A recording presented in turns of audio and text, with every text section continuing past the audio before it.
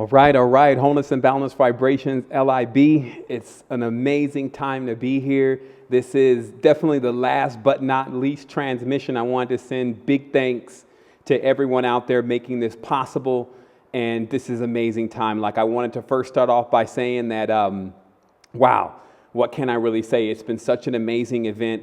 And I've gotten tons of feedback from people. And even though I'm here in Costa Rica, it's just amazing to be able to translate this message all the way to where you're at in California. And so I wanted to send big thanks to Dream Rockwell, the team out there that's put all this together and also invited me to this event. It's been nothing less than amazing. So I'm going to go ahead and get started. I do know that I have a time limit, so I got my thing running today just so I abide by those times.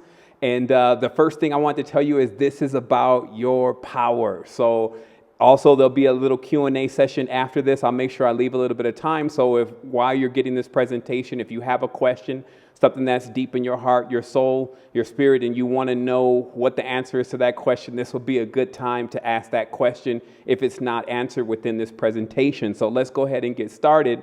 The first thing I want to do is I'm going to establish some principles, and obviously many here are well aware of their progress in spirituality and have studied enough of the knowledge to be able to understand what I'm going to be talking about. But there probably will be some people who don't understand anything about the spiritual knowledge or have a little bit of knowledge, and we're going to need to fill in some blanks. So I'm saying that because I want to let you know I'm not going to assume that you know about everything that we're going to discuss here today and just go off with it. I want to establish a foundation of something that we call the universal language. So let us go ahead and begin. The first thing that I want you to take a look at here is some cymatic images. And of course, many are aware of cymatics, but for those who are not, cymatics are the actual tones or shapes that you get when you play tones. And this is a part of the universal language. The universal language is sound, shape, and color. I'll say that again. Sound, shape, and color, because every sound has a shape and a color. Every shape has a sound and a color, and every color has a sound and a shape. And that's most important to realize, especially when studying esoteric knowledge, because you begin to start being able to make connections that otherwise wouldn't be so obvious. Now, how it's really come to us as far as this connection between sound, shape, and color and these images that you're seeing now is actually through a device that looks like this. And this is actually called a cymoscope. And a cymoscope is this object that there's obviously a speaker coil, as you can see, centered in the middle of the object. And then there's water. And then there's a camera to take the image of the frequencies that are being played through the device. And through this process, we've gotten much more familiar with the in-depth patterns and shapes behind cymatics. Also, you have your classic cymatic plates. This is called a Chladni device. Many have probably seen this before. This is where you put salt onto a plate and you begin to play a tone. And as that tone begins to resonate, then you begin to see a pattern, the pattern that corresponds with that tone. So once again, we're getting deeper into the universal language. We find that sound actually equals a shape, and here is the proof of that. The next level is, of course, to establish the color. And what you're actually seeing in this diagram is the standard intonation chart of fa, sol, la, ti, do, re, mi, fa, sol, la, ti, and also the corresponding frequencies in hertz, and then also the color spectrum, or the colors that those sounds make. So now we have an establishment between sound, shape, and color, but this is actually quite ancient knowledge all the way up until even modern times, that it's always been known that there's a correlation between sound, shape, and color. And here's the musical scale, or the diatonic scale, and exactly how the tones on that scale make colors and what those colors are. So that's the first of this part of knowledge that I want you to understand, is the introductory of the universal language, because the universal language is the language that everything speaks, and it is our original language. And when we begin to use that language, we can communicate with all life forms. The next thing here, because we're going to get into obviously the head of the title of this particular presentation is Advanced Spiritual Curriculum and Quantum Field Activation.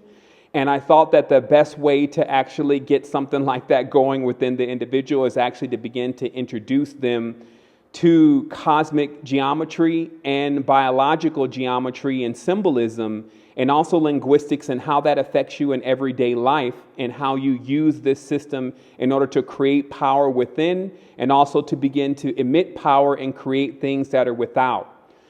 So the next level of this, we have to actually go into the cosmos, because I will need to introduce everyone first to what the cosmos is doing.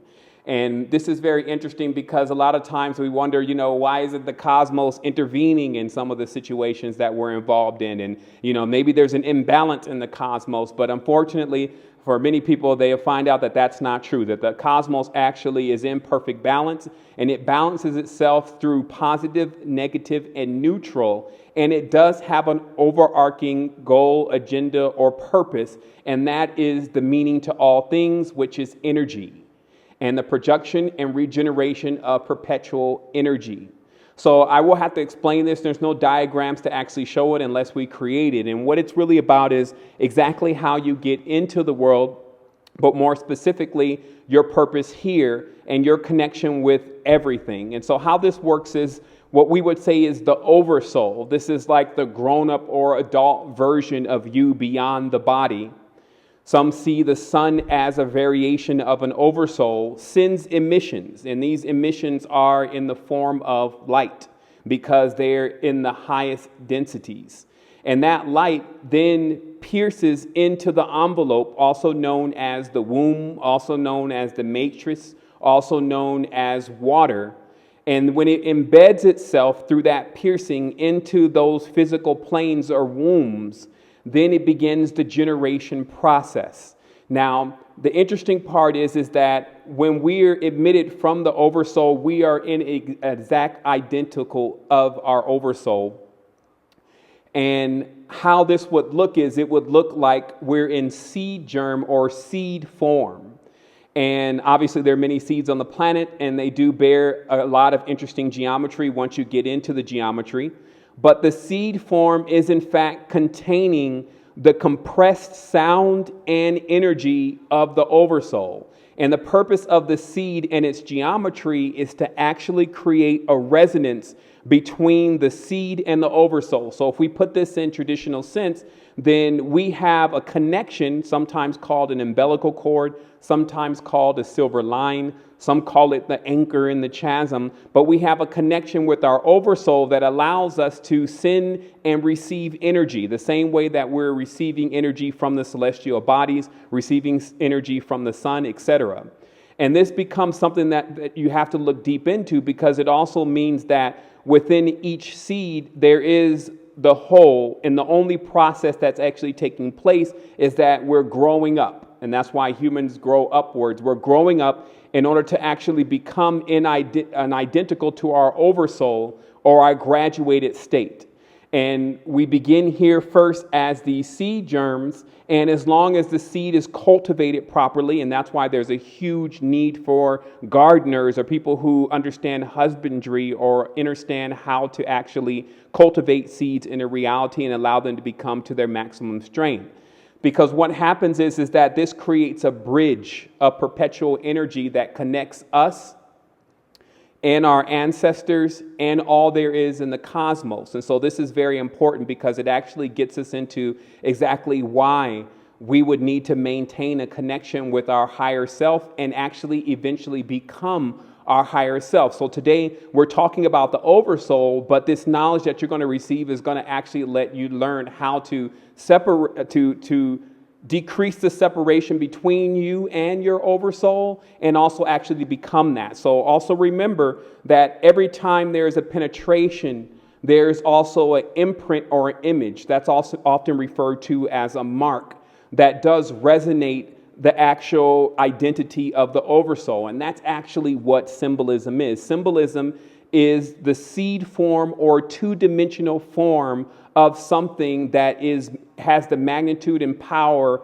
that, well, how can I put this? The magnitude and power is still in baby form and it's growing up, but still the seed possesses all of that magnitude and all of that power. So we're going to keep going here. And we're going to show here again this transition. And what this transition is about is actually in densities. So you start to see the connection, because the connection here is actually every single life form is filling a specific space in the continuum, meaning that the colors that we see on the spectrum, the density of life forms that we see on the spectrum, the variation of personalities that we see on the spectrum, the zodiacal signs that we see on the spectrum, all of this is spaced out to create a bridge between the oversouls and the seeds in order to create a continuum of perpetual energy. So this is the main purpose of the creation here on earth, is continue having that bridge, and also to allow us to remain connected to our energetic force. So now we begin to move into the deeper part of this, because obviously we have some very esoteric knowledge that we want to reveal today. And the first part of that is actually the world, or what I would refer to as the word and the world. Now we start to begin to see that these actual terms are very identical. In fact, the word is the same as the world except for adding an L. And in linguistics and etymology, you learn that the symbol of the L actually means in ancient languages the symbol of the god. So what's actually being said here is the supreme being can in fact create worlds through words. And as we go on, we'll start to see that words have, and tones and vibrations have everything to do with the creation of worlds. And we see that this whirl is actually the wave or the spiral and the frequency that emits as we speak tones and vibrations. So let's get a little bit deeper here just to give you some examples. We have here what many refer to as a mantra, okay?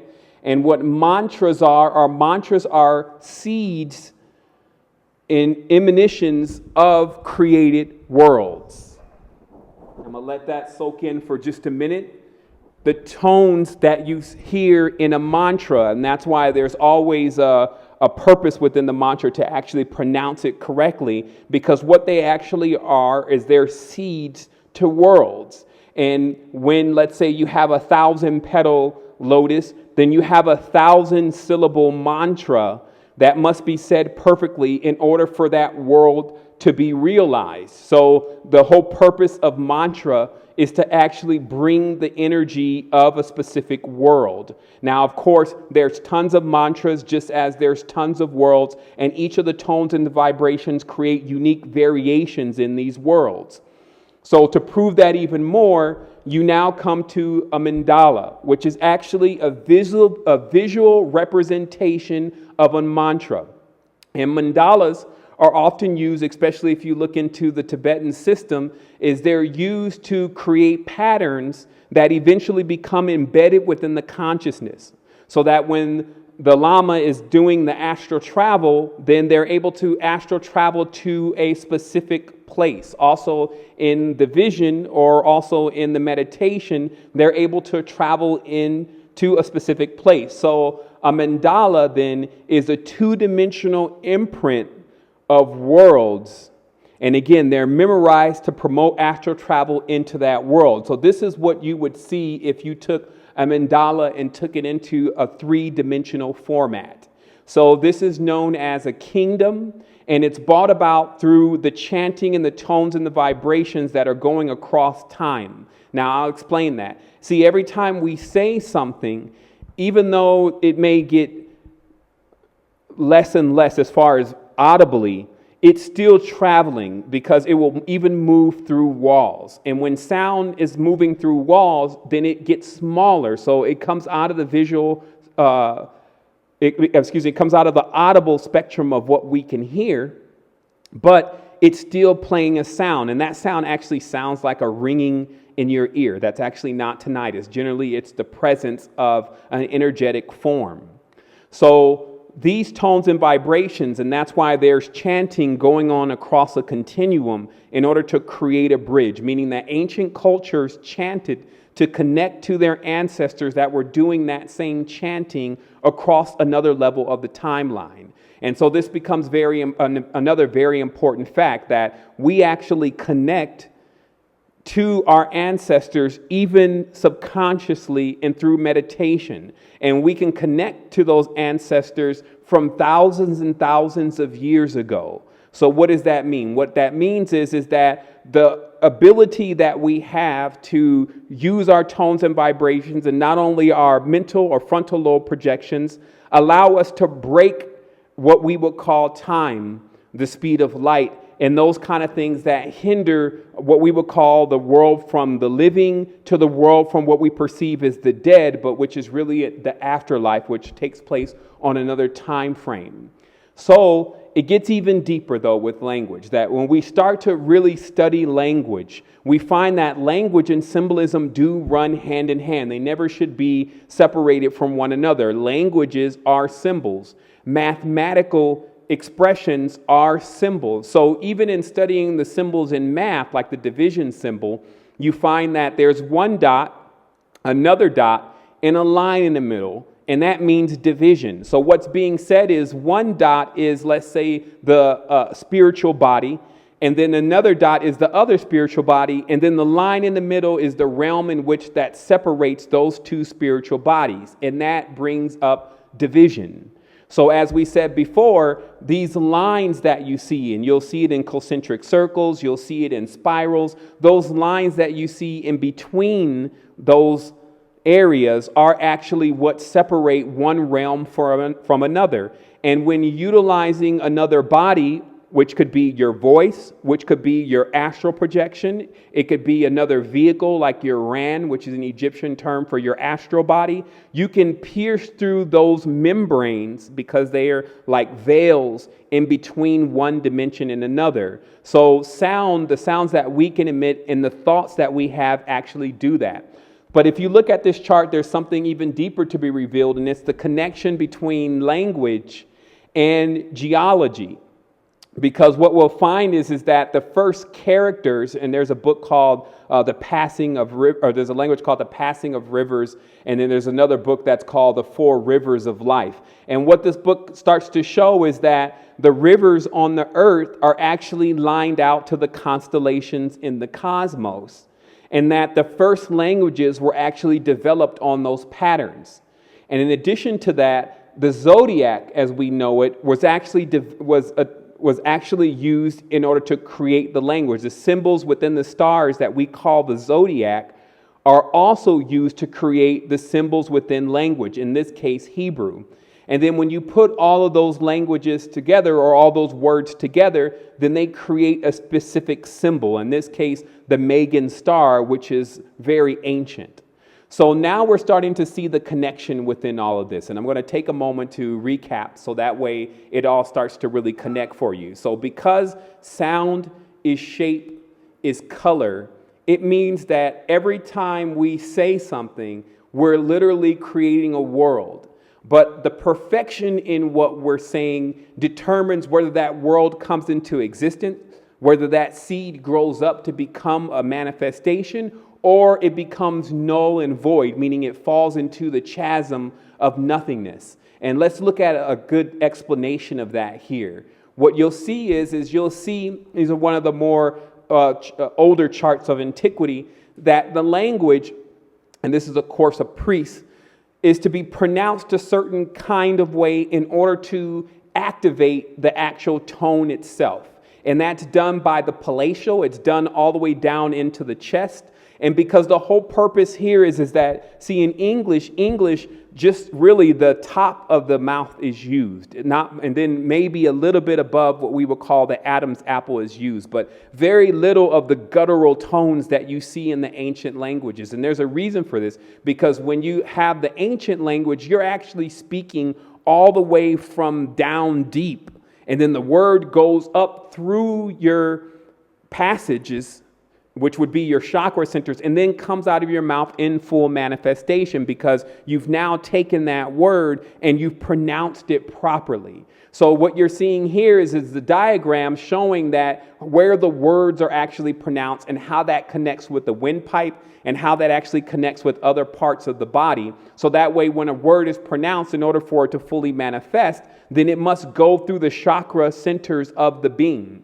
So this lets you know right away that you have this power of being able to bring something from what we would say is the subjective plane into the physical plane. So generally that's called from inception to conception. Inception is the idea or the thought of it, right? And then so that idea and that thought starts, and that's the inception. And then the conception is if you can actually birth it into a physical world. Now remember, the process of birthing something in from the astral to the physical means that the seed or the word not only must be pronounced properly, but it must be put into the space or the environment in which it needs to grow. And that's actually the whole part of why the elements became so important, because if you were trying to accomplish something specific, then you would go into the environment that promoted that vibration and tone and nourished it properly in order for it to come to manifestation. Now, of course, today this is called magic, but there actually was no use for languages beyond this purpose, meaning that there was actually no use for speaking verbally except for to create things. So many of the life forms and many of the things that we see here in the world today were created from using the tones and vibrations that the ancestors spoke. And these tones and vibrations have been existing throughout antiquity and even before time. So let's move a little bit further here, because now we see another diagram, because I know some may ask, well, what about English? Because we talked about Hebrew and how when Hebrew is connected together that it makes a two-dimensional symbol called a Megan star. When you take English, which is actually a cognate of Futhark rune stones, and you put all of that together along with even the numbers and certain key symbolism that's used in the reality, you actually get this symbol. And this is known as the monogram of English, because it contains every single pattern necessary to bring forth everything from the English language and the Futhark runes. In addition, when you study occultism, you find out that this is actually the diagram of the incarnated world that most are living in now, if they've taken on the English language in their mind and they don't have another variation, such as their own imagination or their own ancestral tongue, etc., in order to allow them to realize that the world is much more than just this symbol. So these symbols actually become more or less embedded within our consciousness and then begin to unpack themselves. So symbols, once again, are encrypted expressions of vast states of thought. And why is that? It's because the origins of a symbol come from the oversoul, and then it embeds itself, and then it's left to be unpacked. And that's what we're seeing within the diagrams that were shown. Obviously, again, this is a two-dimensional symbol of something that is yet to be unpacked. And then when it's unpacked, it comes out like this. And so what governs whether or not it can be unpacked is if it's put into the consciousness. This could be collective consciousness. This could be personal consciousness. If it's put into a collective or conscious environment in order for it to completely unfold itself. So that means that if a person doesn't believe this is true, they don't believe that their words have any power, they don't believe that there's any connection to the English language and spelling or spells and magic and all that kind of stuff, then it means that it never actually generally comes to fruition what they're attempting to manifest. But we also have learned with things like The Secret and those kind of systems that what you think about and what you focus on does indeed begin to manifest. But that's a light version and explanation of what's really going on. The next thing that we have to take a look at here is actually planetary geometry. And obviously I did a flat earth panel, so I'm not talking about just balls spinning around in the air. In fact, I revealed a little bit during that session that all celestial bodies, and I'll repeat that again, all celestial bodies are planets or stars, which are the spirits of the celestial bodies, but moving in the deep. Meaning that they're actually moving in the water of the ocean that surrounds Earth, which is pretty much infinite. And their orbits create these patterns, and these patterns are because their shapes, their tones, their vibrations, and their modes of thought. And this is how we've come to actually understand even the gods. And that's why the gods generally represent themselves under these symbolism. Now, there's been a big corruption between what gods are, because the word God actually means the Germanic god Gud. So in every tense, I'm going to use a term that makes it a little bit easier, which is supreme being. You are a supreme being. You are a cosmos within. And the images that I'm showing you are just small variations and portions of what you truly are. So if you look back into the Enlightenment era, you'll find that this knowledge was already known. In this diagram, you actually see somewhat of an explosion of the cosmic bodies that are embedded within the being. Here's a chart that makes it easier to understand. I'm going to hold on that for a while and then come back to it. But it just means that all of these celestial bodies, or what we call a cosmos, is inside of you. So this is why you can actually create with words of power, because indeed you are a supreme being and you have those tones and vibrations moving through you, and you have the environment in order to create things using those tones and vibrations. So the act of creation itself is something that can be done by any being that is aware of their power. And in fact, many people have children, so they're already witnessing their form of creation, of putting in their seed and allowing that seed to go into the womb, and then the womb beginning to manifest a baby version or a smaller version of the adult so that it grows up to emulate the adult. Now, our duty as parents then would be to keep growing to the stage of the oversoul, so that way our children see our growth and then also follow the route that we go and begin to grow up into their total and full potential, which is actually limitless. Now, some more proof that this embedding of our chakra centers or the celestial bodies within us. So let's talk about a couple things that are synonymous with one another. It would be our organs in our body, chakras, geometry, mandalas, mantras. So all of that is actually the full comprising of the human being. So we have a lot of power within us, and that power is yet to be manifested within many. But with this kind of knowledge, you begin to realize, hey, this all connects. It's more difficult for me to believe that this is not happening, and then I better start to think about my own personal power versus bowing down or worshiping something or believing in something external, or just not doing anything with the magnificent gift that you've been given. Now here we have another ancient chart. And this chart once again shows those expressions of geometry embedded within the body. That's what's here. If you can still see it distinguished. Again, it's rather old, so it came in a parchment that was slightly damaged. But if you notice that there's a reference to the zodiac signs, as you've seen in many charts about your chakra centers, etc. And there's a reference to the geometry of the orbits of the celestial bodies. And again, that's because the seed germs that have been used in order to create the composite being that we're calling human all have in themselves specific geometry. And when we start looking at that a little bit more, we start to realize why the tones, do, re, mi, fa, sol, la, ti, do, or the actual mantras that are used for the chakras were so important, because they actually do create these patterns. And that's why you can heal your chakras through tones and vibrations, because it actually allows them to resonate. Because remember what we talked about, it's all resonance. That the reason why you have a connection with the oversoul is because there is an imprint of the oversoul inside of you, and through resonance you have that connection, and that connection is very similar to magnetics. And I'll explain something very simple here. If you hold two magnets together in the attracting poles, when they snap together, if you pull them apart, you can feel the force between the two. But as you pull them apart further and further, you feel less and less of that force.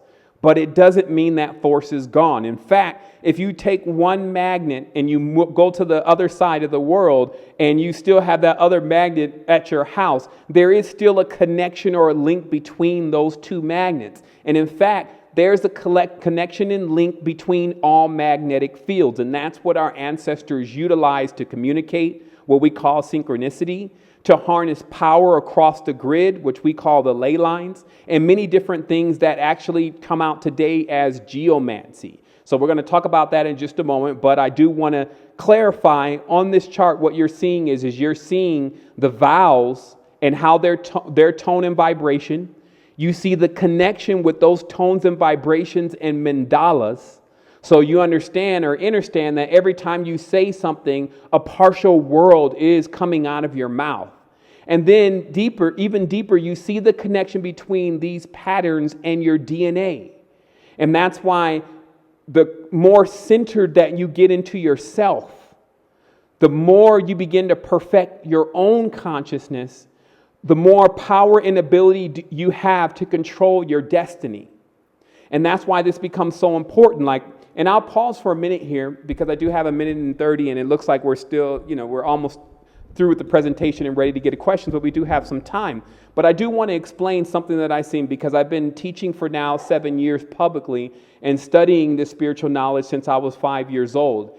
And what I found was the greatest hindrance to our process was actually us getting stuck in dogmatic and religious systems. Now, I will put a disclaimer there that many of these things are steps for us on the ladder. They're actually in charge of governing some of the energy until we start realizing exactly what is going on, meaning that when there's a lot of energy and that energy fills you at one time, it may be too much for your vessel to hold. So sometimes these systems can work as being able to regulate those energies before you're ready to turn yourself on to the total reality of you as a supreme being. And that could be, in my book, their only purpose, that one should continuously move up the ladder of total realization and realize that there is no God in the sky that one should be worshiping or bowing down to, that one should actually be looking in and within, which we call innerstanding, and then start to really connect with themselves because the universe is inside of you. Because just imagine, all of what I reveal within this last 33 minutes is paramount to time travel, hyper levels of sentience, cross communication beyond time, invention of things that are not yet under the sun or in this reality, connection with totality. So we're talking about the big stuff here. And this is, of course, why this knowledge has been so governed in our reality and also hidden because of the power that it possesses. It possesses the power to put you in the driver's seat as the Lord and master of your own life rather than some other entity or life form or whatever that they're bringing to you next in order for you to be controlled through another system. So I'll keep going here, but just realize once again that this connection is very powerful. And it's something that you have within you already. It's not something that you need to go and find somewhere. All you have to do is begin to connect with it. You have this imagery. As I said, you could check us out at Secret Energy. A lot of this stuff has been made available. You could do your own research on Cymatics. You can dig a little bit deeper into what mantras and mandalas are. What I also do recommend, though, is before you go saying any mantra and mandala, that you understand and learn what tones and vibrations really do, because we do know some people who've gotten in trouble with pronouncing tones and vibrations and mantras and all that kind of stuff and not understanding the true intention behind what they're doing. So I have to go even deeper. I'm going to go into the genetic level of the human being with something that few know about, and it's called phosphines.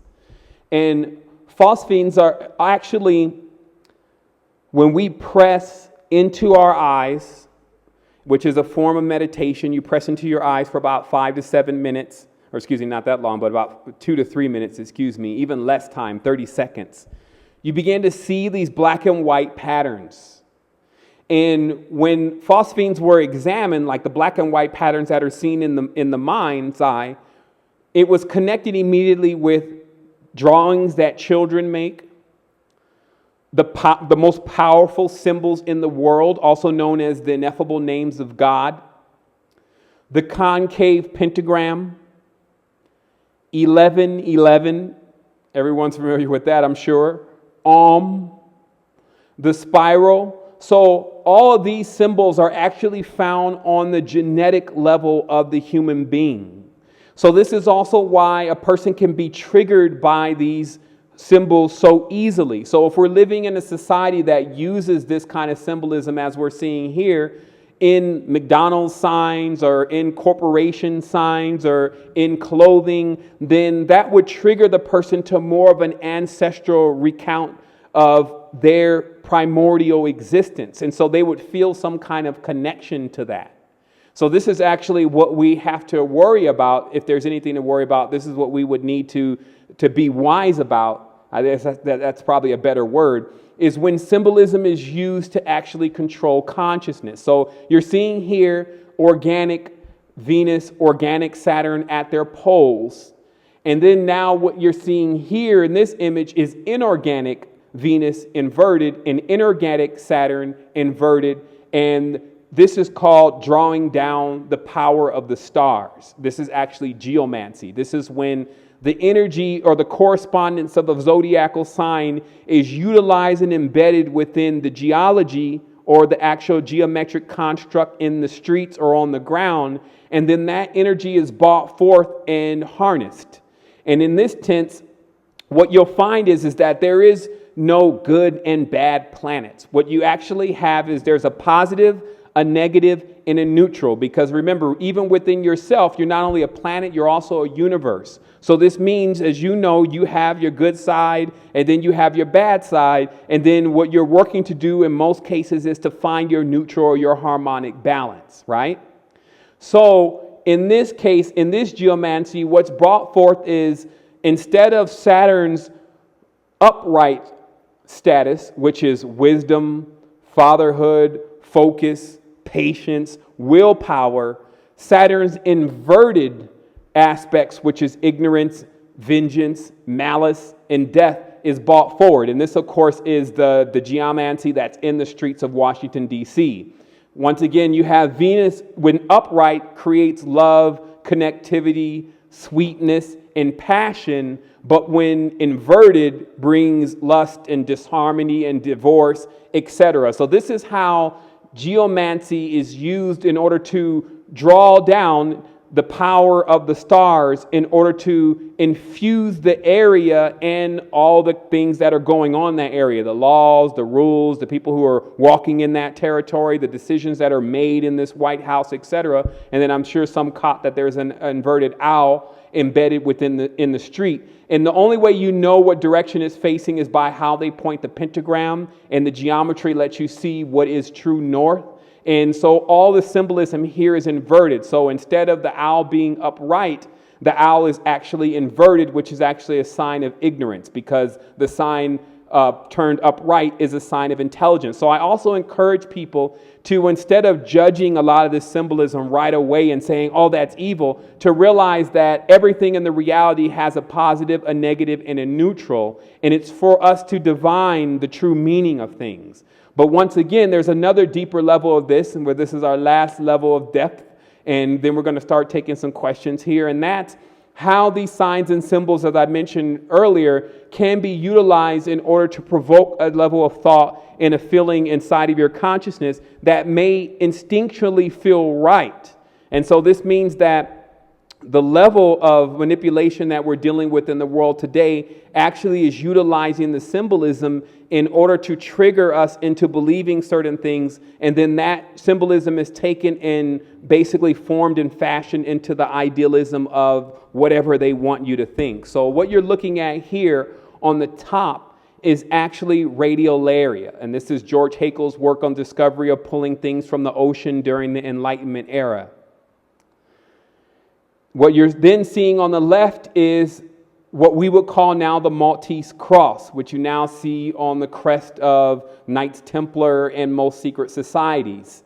And that's used as a symbol of power, but its original origin is actually from the ocean. That's why it tends to connect back to the Merovingians or the Holy See, because they're direct plagiarizations from things taken from our mother or our womb. So what you're seeing, just in a nutshell, is symbolism is taken from the origins of life.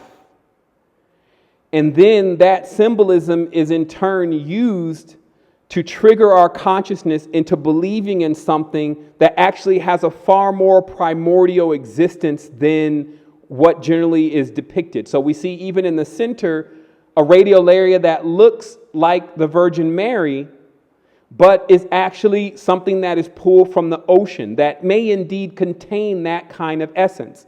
In addition, you see another cross that is pulled from the ocean, And in the end, most geometry you'll find pentagrams, hexagons, etc., are found in the ocean. So they don't actually have a connection with many of these religious systems and dogmas. They have a connection more with what goes on in the ocean and how that comes about in our reality today.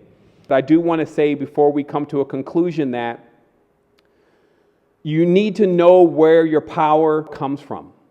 And what that's going to allow you to do is it's going to allow you to not be fooled by all these systems that are out here that are claiming that, they have the power and that, that you should worship them and that the symbols belong to them, because that actually begins to distort our consciousness. And then when you begin to see all this and study what I'm showing you, you begin to see not only that this comes from an organic nature, but also that it's within you. And so the only thing necessary is for you to begin to study self. And then when you study self, then you unlock all things.